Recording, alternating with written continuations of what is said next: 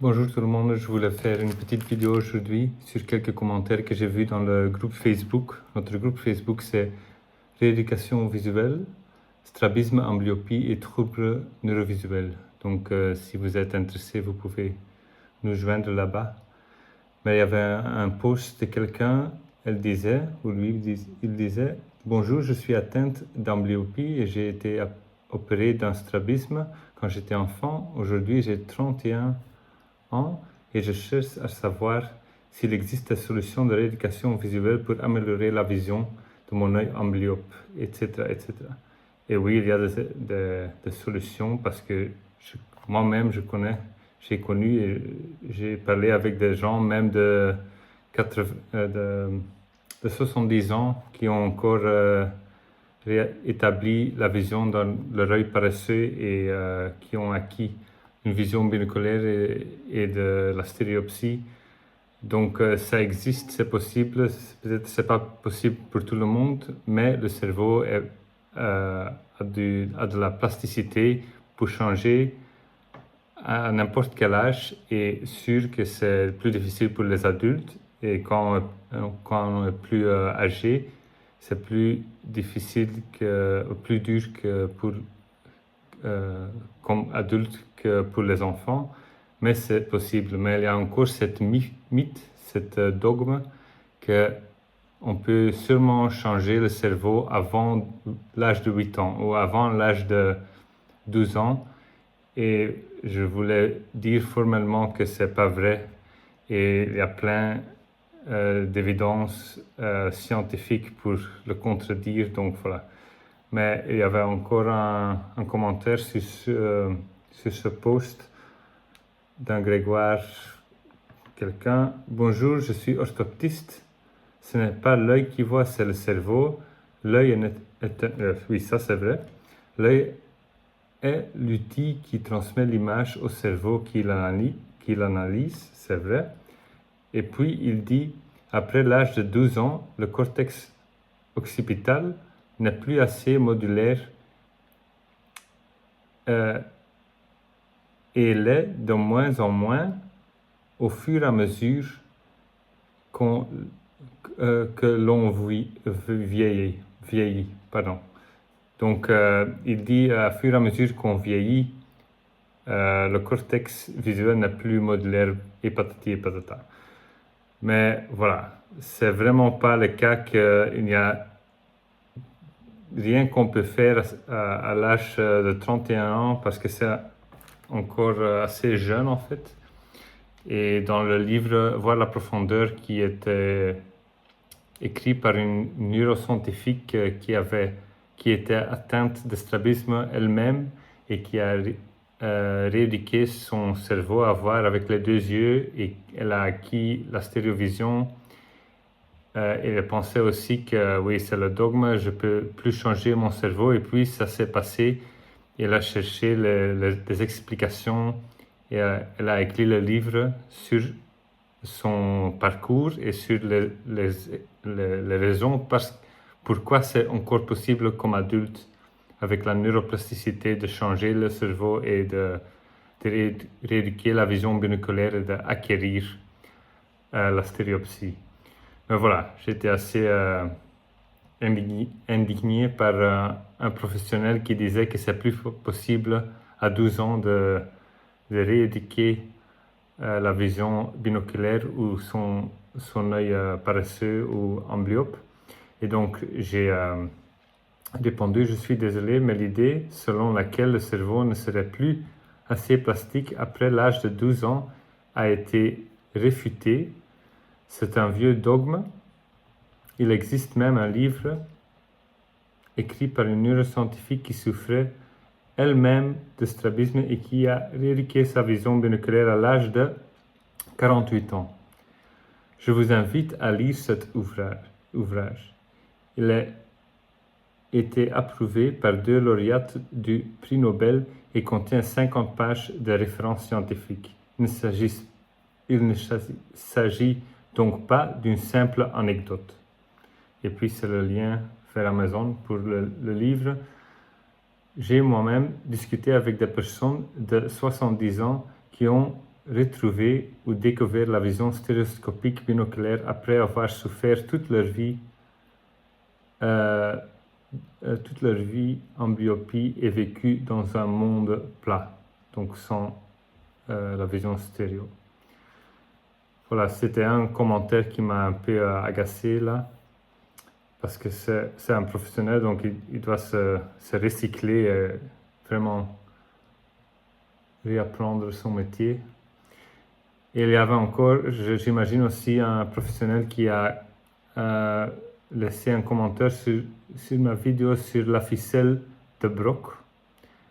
Donc c'est la corde avec la perle. Et voilà, on fait l'exercice avec ça. Et il faut voir le croix, les deux ficelles pour avoir la vision binoculaire. Il faut fixer sur le perle et puis changer la distance, etc. Donc, elle fait un commentaire. La ficelle de Brock n'est pas utile quand il n'y a pas de vision binoculaire. Mais voilà, même s'il y a de la neutralisation, c'est jamais 100%, parce que c'est le cerveau qui fait la neutralisation ou supprime la deuxième image. Donc, l'objectif, c'est de réapprendre à voir avec cet œil, parce que l'œil n'est pas abîmé, l'œil est sain et c'est le cerveau qui doit changer. Donc voilà, déjà, ce commentaire, c'est, oui, s'il n'y a pas de vision binoculaire, l'objectif, c'est de réapprendre la vision binoculaire. Donc, j'ai répondu, souvent, même avec une bonne neutralisation, il existe une certaine distance à laquelle on perçoit les deux images. Pour les ésotropes, cette distance se situe souvent tout près du nez. C'est souvent une révélation pour eux et c'est excitant. Peu à peu, on peut s'éloigner de ce point. Je dirais même qu'il vaut mieux commencer ainsi. C'est mieux que de commencer avec une vision double gênante. S'il est difficile de maintenir le X pendant l'exercice à travers la perle en raison de la neutralisation, il est utile d'utiliser la main et toucher la ficelle pour obtenir également un retour tactile. Si vous n'avez pas de vision binoculaire parce qu'un œil est réellement aveugle, c'est en effet impossible. Mais souvent, ce n'est pas le cas. Si l'œil n'est pas abîmé, ce n'est pas l'œil qui est aveugle, c'est le cerveau qui ne voit pas. S'il y a une certaine vision dans les deux yeux, il est possible d'aller plus loin que vous ne le pensez. Donc voilà, pour moi, souvent, ces orthoptistes classiques, ils ne sont pas assez ambitieux pour aider les gens, hein, et surtout les jeunes, et même les adultes. Si souvent, ils sont au point que ça ne va plus, ils sont plus fonctionnels, ça a vraiment les limites dans la vie, comme c'était le cas pour moi. Et même encore, il dit oui, il faut vivre avec, il n'y a pas moyen de changer, blablabla. Mais voilà, c'est le cerveau qui doit réapprendre à voir tous les composants, l'œil, le cerveau, les muscles. Normalement, ils sont sains. À part si vous êtes opéré, hein, la chirurgie rend les choses plus difficiles, malheureusement. Mais oui, si vous êtes opéré comme enfant, c'était déjà, si par exemple, si maintenant vous avez 31 ans, vous êtes opéré comme enfant, oui, ça peut encore être un peu un limite, mais voilà, il y a beaucoup de choses qu'on peut essayer. Et surtout dans les trentaines et les quarantaines, les adaptations comme la neutralisation et la suppression, ça va de plus en plus... oui, c'est de plus en plus dur de continuer à voir comme ça, parce que c'est en fait, la neutralisation, c'est une façon de voir inefficace et fatigant, parce que le cerveau doit tout le temps travailler pour neutraliser cette image au lieu de juste capter ces informations et pour tourner un œil vers le nez ou l'autre ou à l'extérieur, c'est pas la façon normale de voir, c'est pas la façon pour laquelle on a évolué biologiquement. Donc si on peut réapprendre de voir la façon efficace, la façon binoculaire avec tous les avantages qui vont avec, c'est beaucoup mieux. Mais voilà, si la personne, il ou elle va bien avec la neutralisation, oui, je suis d'accord, il ne faut pas les embêter, mais si la personne vient vers vous avec une demande de soins, oui, il faut les aider, il faut essayer quelque chose. Et même utiliser la ficelle de Brock, c'est pas dangereux oui, c'est pas super invasif et ça va pas vous donner la vision double d'un jour à l'autre. C'est quelque chose qui va changer vos capacités petit à petit et vous allez évoluer d'une façon de voir monoculaire vers une façon binoculaire en train de vous allez remettre vos limites et expandre votre champ de vision petit à petit vers l'extérieur si vous êtes ésotrope par exemple.